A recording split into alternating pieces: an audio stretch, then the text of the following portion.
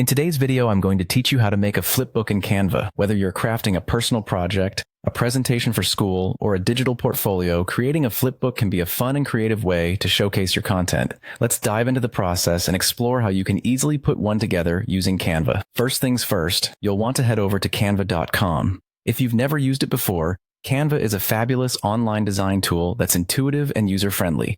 For those of you who don't have an account, you may want to sign up, but if you do, just log in and you're good to go.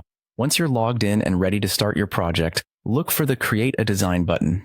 This usually sits prominently on the homepage, inviting you to start designing right away.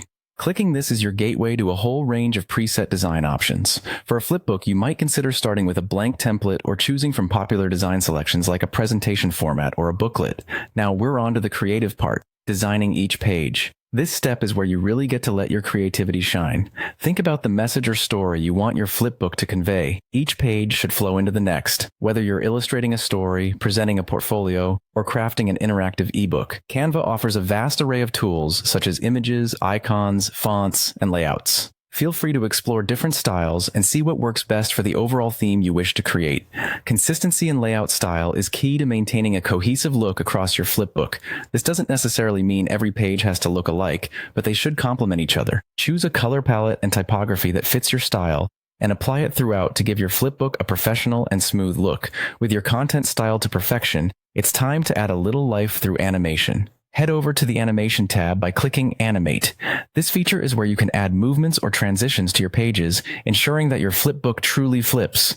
Here, subtle effects like slide or match and move can be applied. These options add fluidity and excitement to page transitions without overwhelming your content.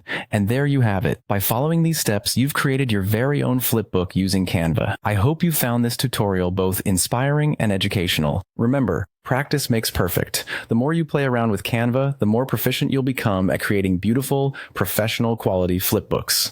Thanks for joining me today, and happy designing.